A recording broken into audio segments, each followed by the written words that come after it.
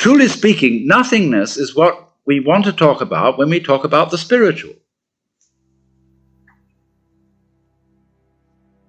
Only it's all been ignored. It's all been put down. You say, oh, nothingness. Bleh! Heaven preserve us from that. But that's where the secret lies. And obviously the secret always lies in the place you never think of looking for it. In mythology, this comes again and again. Okay, this is Christmas. Where is the Christ born? In a palace? No, where nobody would think of looking. In pigsty. Although, I have a Japanese friend who once said to me, he said, you know, the real difference between Christianity and Buddhism is that Christ was the son of a carpenter and Buddha the son of a prince.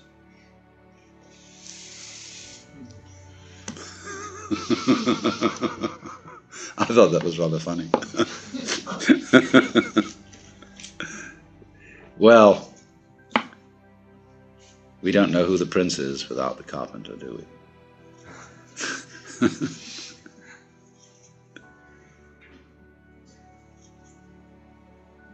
Now, it's in that sense, really, that I could suggest to you that you meditate on nothingness.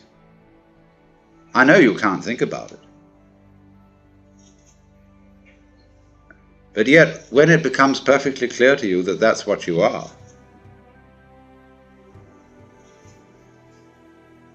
and what you were before you were born,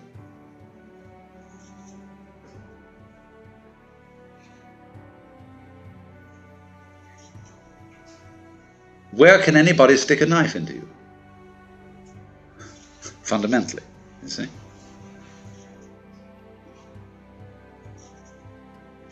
All right. Get it, because this is really the secret of the whole thing. If you see that, now we want to go on and be able to answer all the people who will come and bug us about it. Because whether you say anything about it to other people or not, people are going to bug you about this. And say, oh, no. You really are something. You know, you'll know it. Oh, wowee. You know, the life isn't the way you think. It's going to be awful. See? It's going to be real. Ooh. And they'll say, oh, you can. Where in such a philosophy as this is there any basis for the love of one's fellow man? For joy in children, for cultivating gardens, for doing this and that and the other. See? Well, I say, there is no basis in it. That's the same way there is no basis in emptiness for form, or so it seems. But only precisely to the degree that you have discovered the nothingness that you are, you find you're suddenly full of energy. That is energy. It's the source and origin of energy. So that when, you know, there's sort of nothing in your way, then you can do exactly what I was describing as having this glee for going into doing this, that, and the other thing, and being thoroughly creative. But you can't be creative out of just plain somethingness. You need nothingness to be creative. And that's what we are.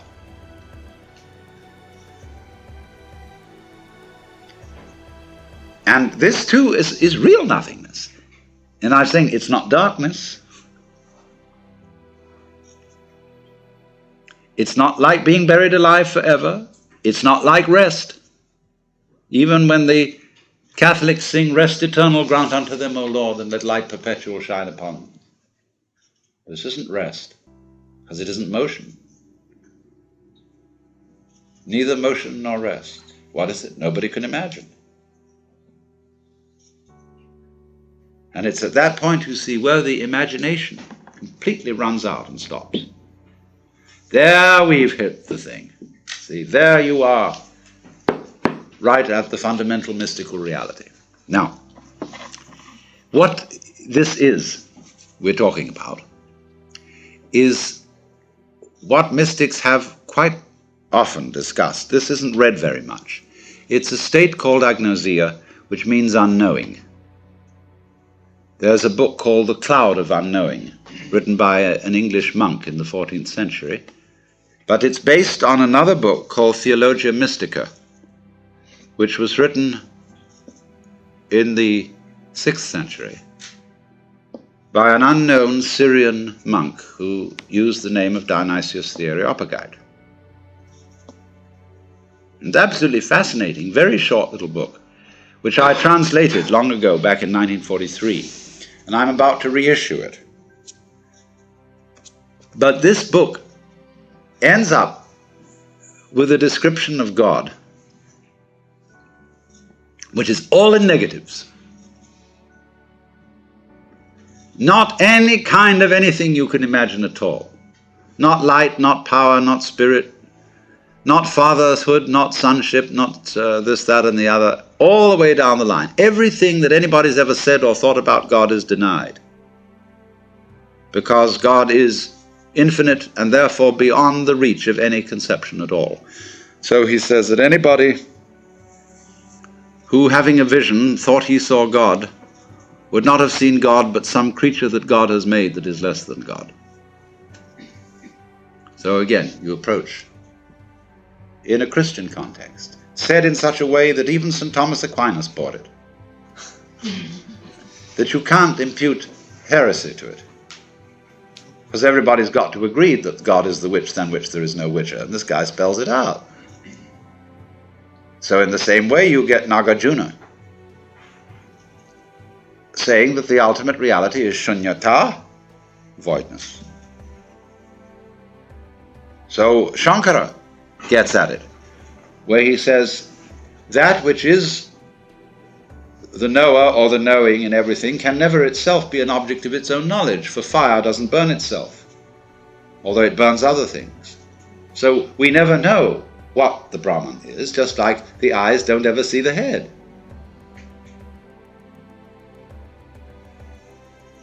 If you put something there, you are stopping short of nothing, and you don't get the whole benefit of it, that's all. If you insist that there is something there, that there is the loving Father at the end of the line, or the paradise garden, you are really cheating yourself. Because it's only when you have thorough emptiness and real downright nothingness at the end of the line that you get the full impact. No holes. Look, Mama, no hands. See?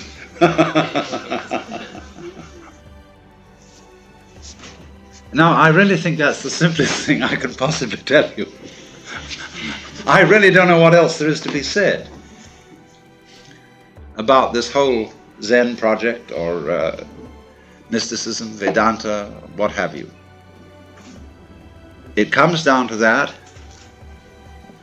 and there are infinitely many ways of evading. But what I'm trying to point out to you, you see, is